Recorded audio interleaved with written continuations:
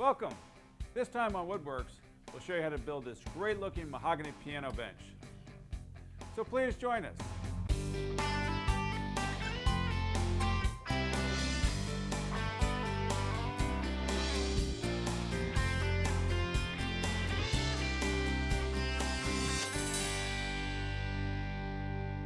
Hi, I'm David Marks.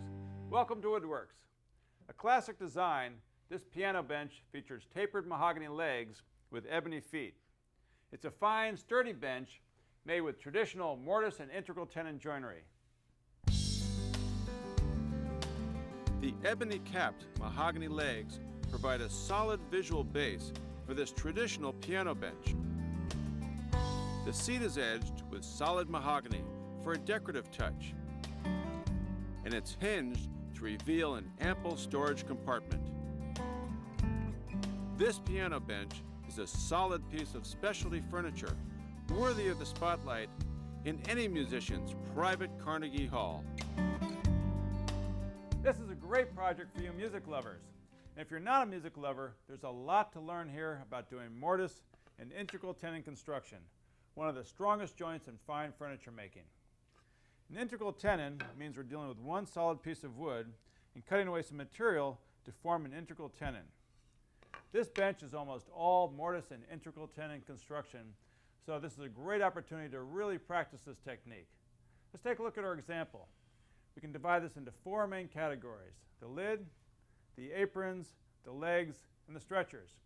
So let's get started by milling up the stock for our legs.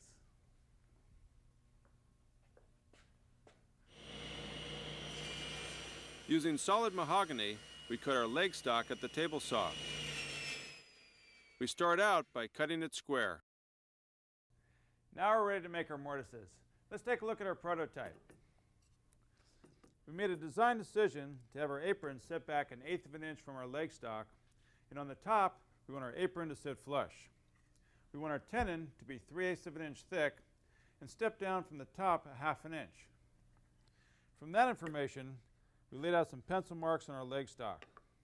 Now, before you lay out any pencil marks on your leg stock or your aprons, here's some advice. Take a close look at the grain and determine which sides you want to face out. Study the patterns and look for any imperfections. It's that kind of attention to detail that makes fine furniture. To cut the mortises, we use the multi-router.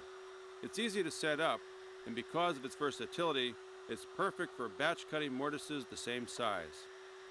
We use a 3/8 inch bit and make our cuts 1 1/4 inch deep and 2 1/4 inches wide. Once the cuts are made, we square up the corners with a sharp chisel. To complete our joinery, we're going to be cutting tenons on the ends of our apron stock, which we've already milled up. This is 3-inch wide solid mahogany, and we've cut our stock long to accommodate the tenons on the ends. So first, we'll mark the ends using a cabinet maker's scribe. The cabinet maker's scribe helps us score the position of our cheeks for the tenons. Let's take a look at our example again. It's a good idea as a rule of thumb, whenever you're cutting a mortise and tenon joint, to make your tenon about 1/16 of an inch shy of the mortise. That'll give you some room for the excess glue. Now our mortise is about 1 1/4 inches deep, so we've cut the length of our tenon at 1 3/16 of an inch. We've cut a shoulder at the top 1/2 inch for strength, and another shoulder at the bottom, making the width of our tenon 2 1/4 inches. We set the thickness at 3/8 of an inch. Now we've already transferred those marks to our stock, so we'll make our cuts using the tenoning jig at the table saw. Now here's some good advice. It's a good idea to double stick tape on a shim of wood to your clamp, and that way you won't mar your stock.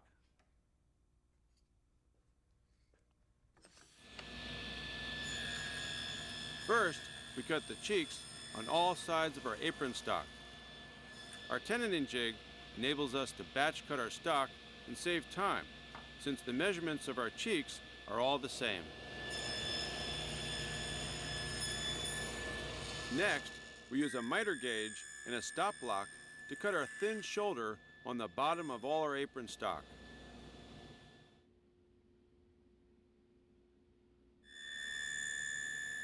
Then With our stop block readjusted, we cut our thick shoulders on the top of the stock.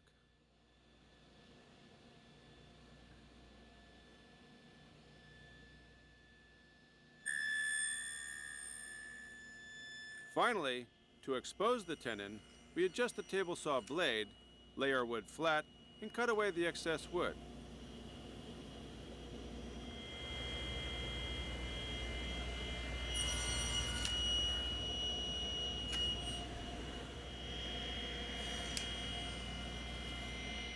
To finish our tenons, we'll make some 45-degree miter cuts at the table saw. That'll give our tenons the clearance they need to fit up against each other inside the mortises. With the joinery for our legs and apron complete, we can dry fit the pieces together. It's a good idea to have a sharp chisel and a scraper handy in case you need to shave down the tenons to get a snug fit. Now we can make the layout marks for the rabbet cut that will hold our bottom plywood panel. We use the router table to cut a rabbet 1/2 of an inch wide and 3/16 of an inch deep on the inside of our apron stock along the bottom edge.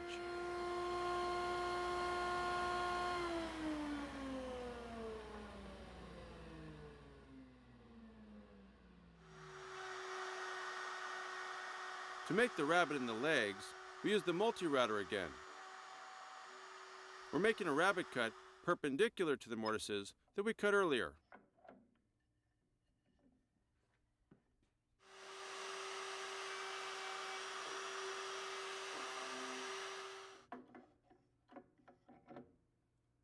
With our rabbets cut, we dry fit all our pieces together to make sure the rabbets line up evenly. Now we can get our measurements to make the bottom panel. We'll use 1/2 inch mahogany plywood to make our bottom panel and cut it to proper dimension at the table saw.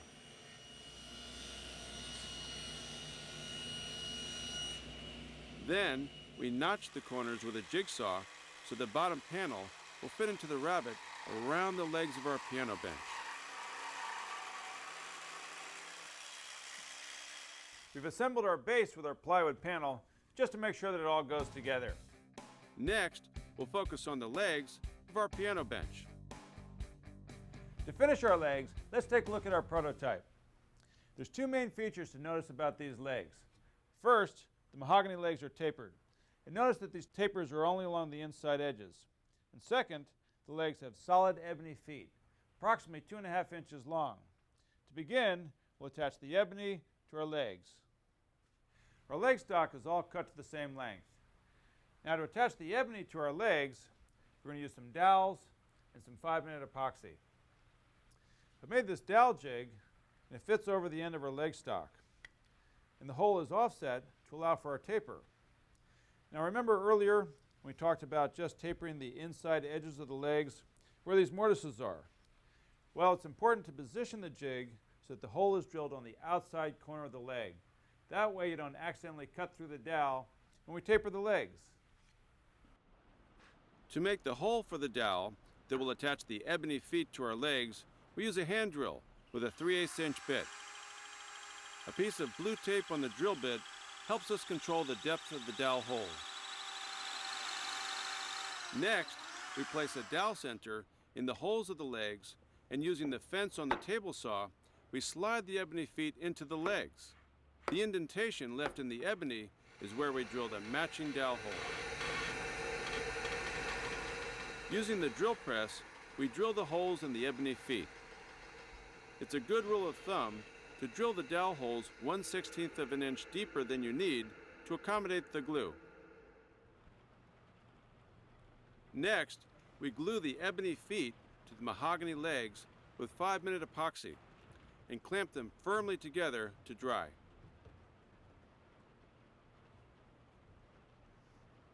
After the glue is dried, we flush the seam of our feet and legs with a cabinet scraper.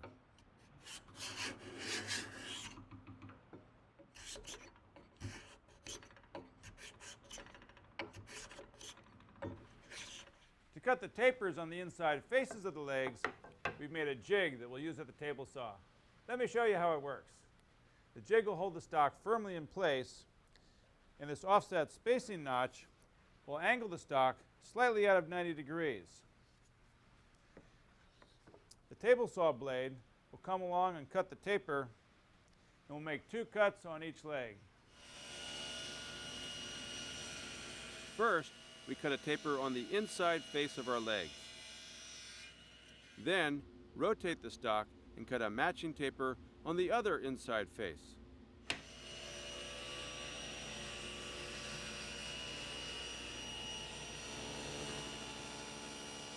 Next, we use a hand scraper to smooth the surface of our tapered legs. We've dry fit our legs and our aprons together so we can take some measurements for the stretcher that will join here and here. Now we have to consider the taper of the legs, so we've made a spacer out of some MDF. This will hold our stretcher stock at the appropriate height so we can mark some pencil lines for the angled shoulder cuts.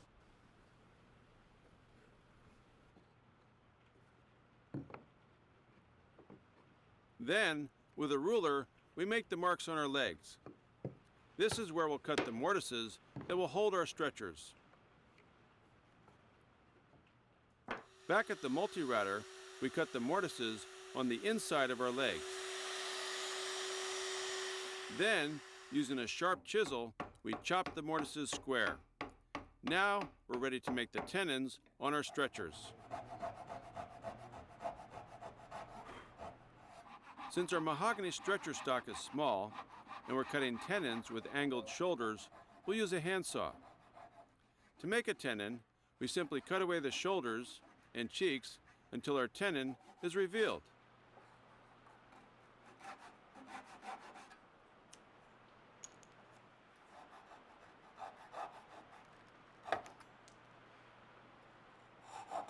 Next, we dry fit the pieces of our piano bench with the short stretchers in place and get the measurements for the long stretcher that will connect the two. Using the multi-router, we make the mortises in the 2 side stretchers that will house the tenons on the long stretcher. Using the tenoning jig again at the table saw, we'll cut the tenons on both ends of our long stretcher.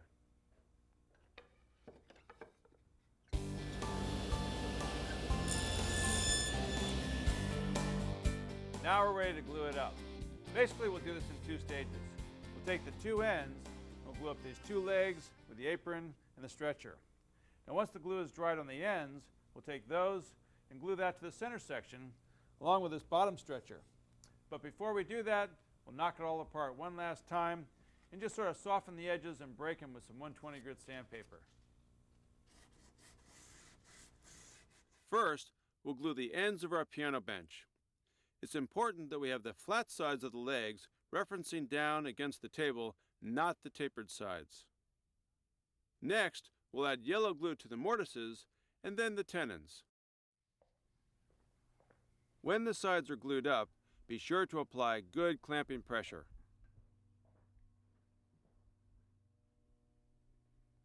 Once the sides are dry, we apply glue to the mortises, rabbets, tenons, and also to the edges of the bottom panel. Then we clamp it all together and let the piano bench dry for a few hours.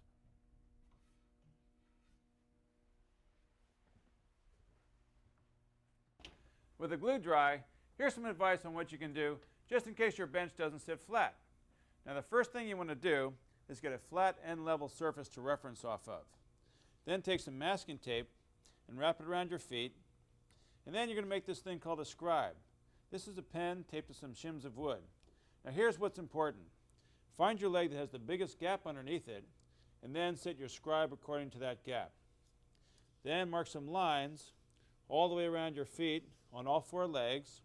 Then flip it over, and then level off the high spots with a pattern maker's rasp, and then smooth it with some files.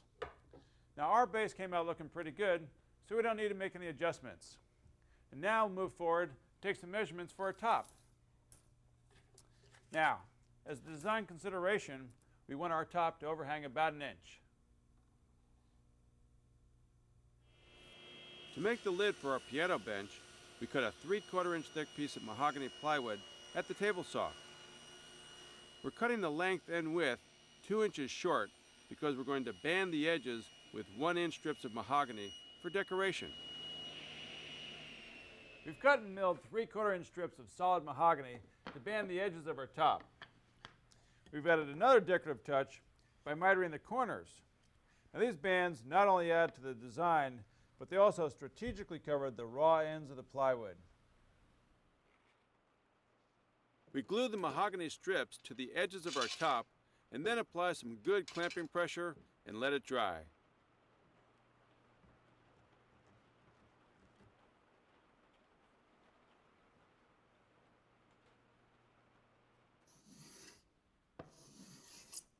To clean up the top of our piano bench, we're using a cabinet scraper and a hand scraper. Next, we'll give our bench a beautiful finish.